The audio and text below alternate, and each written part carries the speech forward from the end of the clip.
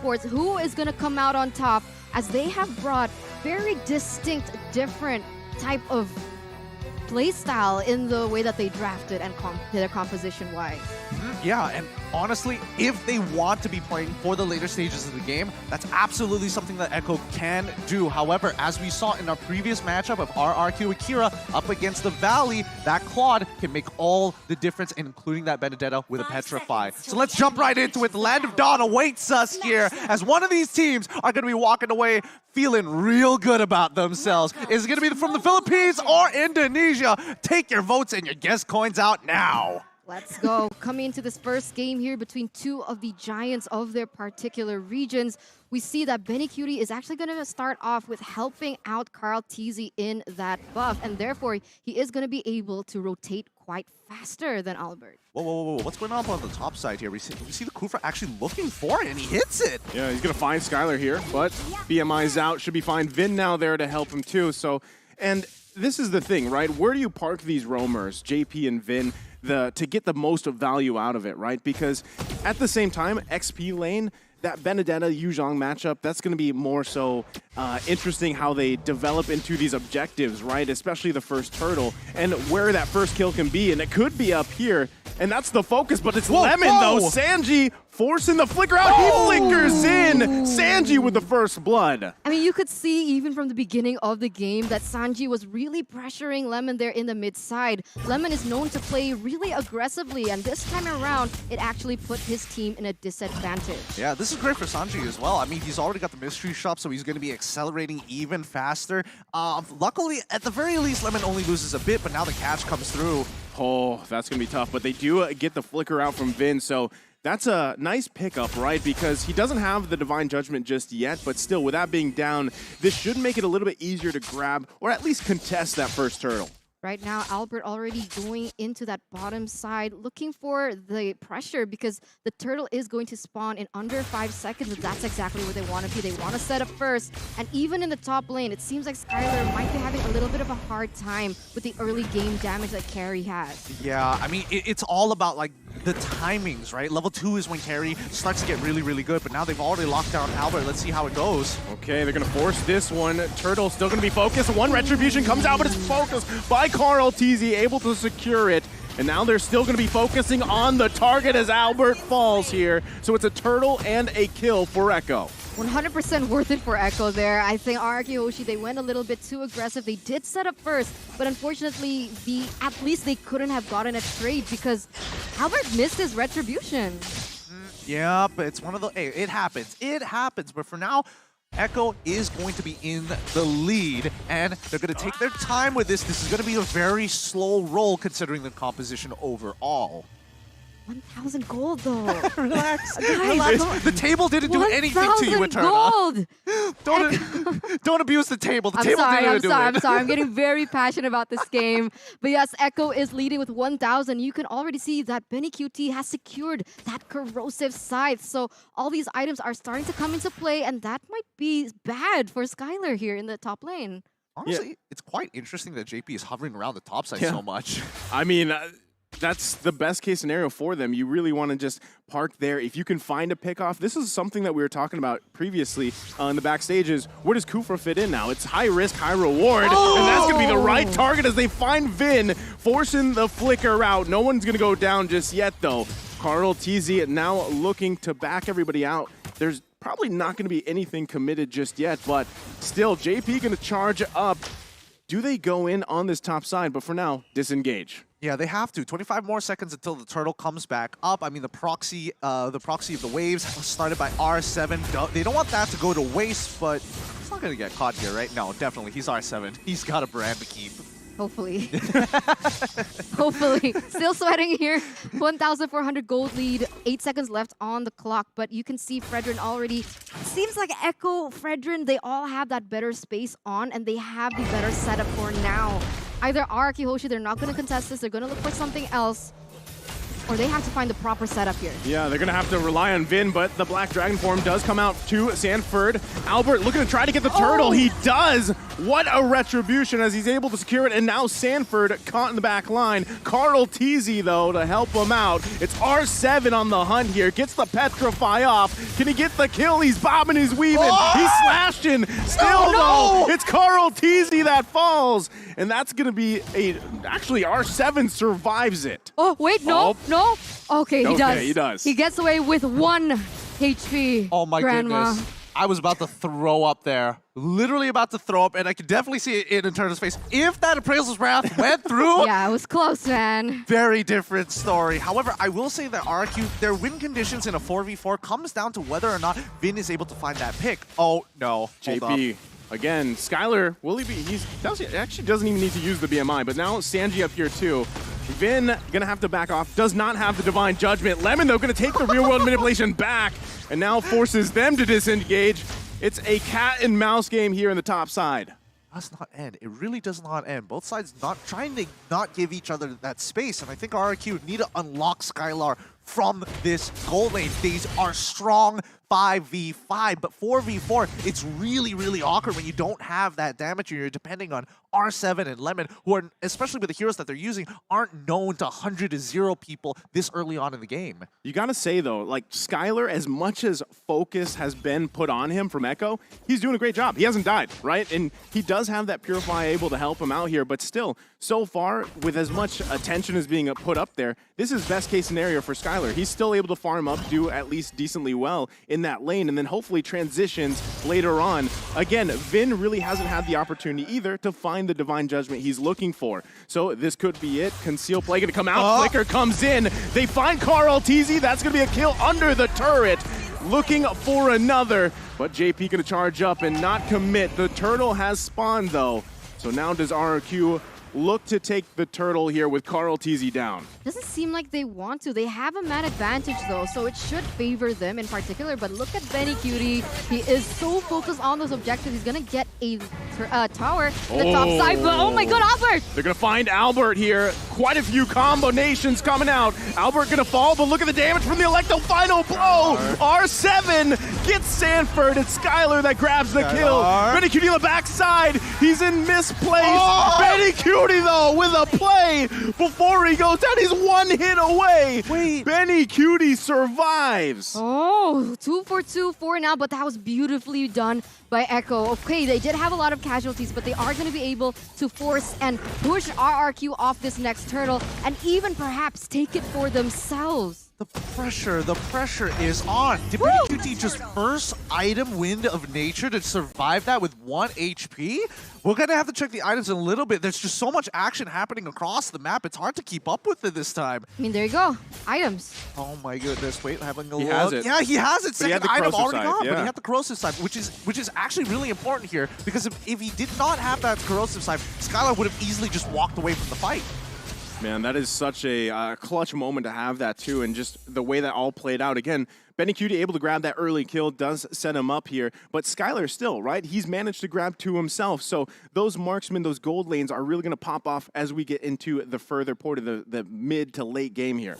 Oh, I will say that Skylar has a bit of an advantage with the golden staff, but until we see the man, the myth, the legend, Benny QT get one for himself, that's when he's really going to show his stuff here. Oh, Vin no. is just waiting to see if they can. Both real-world manipulations come down, but look at the damage from Sanji.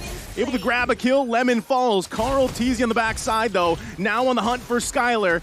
Pokes him a little bit, but not able to commit. The taunt's there. Vince could be in trouble here. JP, he's actually gonna survive, so doesn't have that follow-up they needed there. No. 2 of the members from RRQ Hoshi, they weren't focused on that. They were trying to get objectives in the top and the mid lane. But now RRQ Albert, he could be in trouble as Echo once again getting another tower in that bottom side. Again, the slow roll, this is what I was talking about. As soon as Echo was able to actually get that lead, they're going to slowly start bleeding RRQ out until they have no more resources left. And it's going to be highly dependent on Skylar to try and get to that game. But the later stages, yeah, look at this. R7, again, I'm not even worried. Look at the Classic just going at it. An absolute OG. Naturally, with his own mechanics, gets out of the situation. But yes, Echo is playing for late, and that's where we have to keep our eyes out for. But even then, Sanji's already popping off with that damage. I mean, he doesn't even have any damage items per se, right? He has the frozen, the Ice Queen wand, and he also has the Enchanted Talisman, so more cooldown, more to utility. But even then, the damage already felt, and even Lemon was taken out before that. So very well played by Echo in terms of that team fight, as now both teams are going to start centering and focusing on the next objective, and that is going to be the First Lord. Well, I don't want to be that guy that said, you know, Lemon's taking all that damage and died, but that was kind of on him for the most part.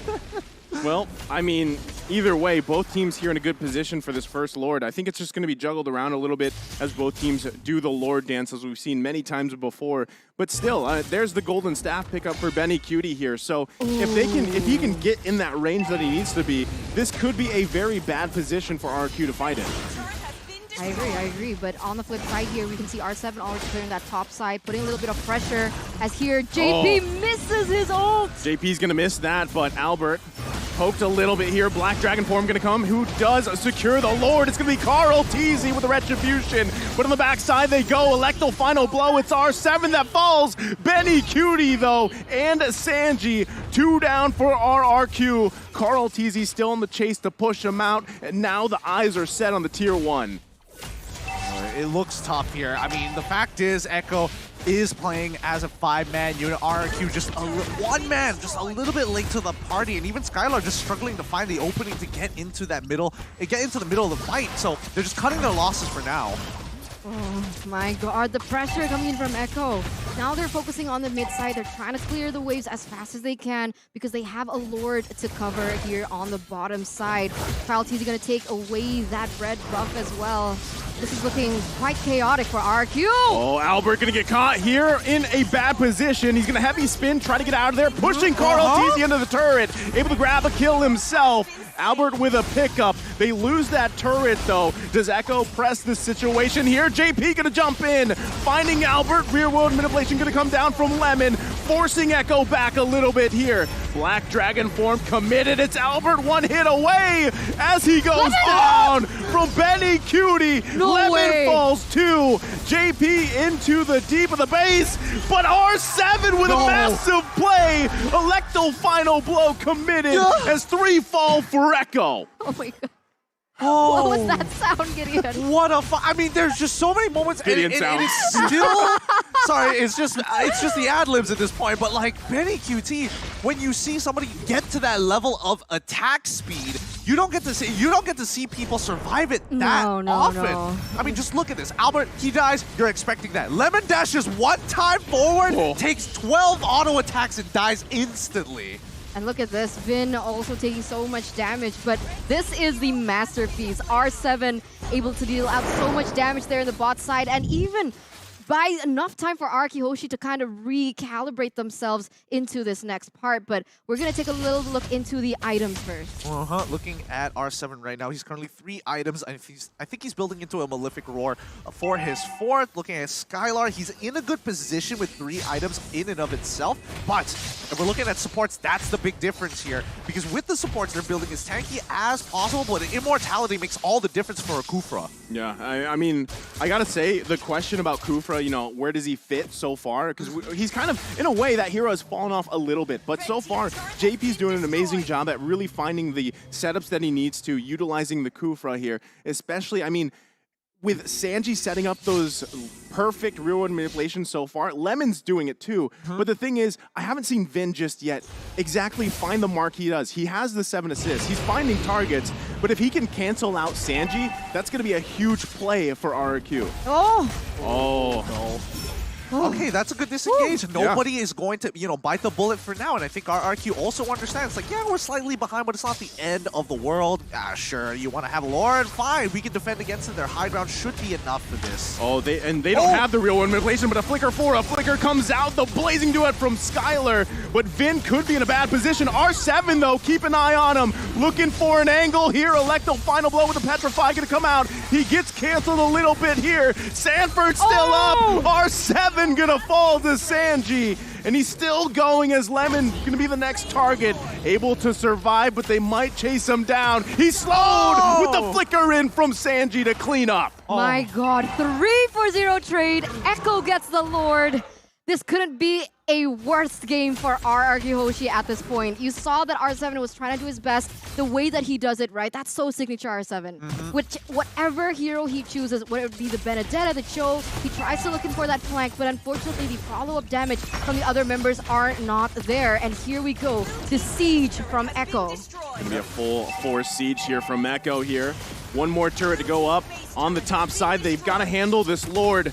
Echo setting their sights on the bottom side. Carl TZ already handling that wave. Can RRQ defend here and keep in this game? Echo now full force bottom side. Sanford comes in with the Black Dragon form. RRQ looking for any angle, but Echo calls the back signal. Value. Just cash money all the way through. They've gotten a 7.7k lead for themselves. They don't need to go any further. No Lord empowered minions, no Lord in and no Lord as well. So they just back off. They don't need to do any more than this. They know that they're getting really close to the end game. Oh my god. Well, they're going to focus on R7. I don't think he was expecting that death bush either.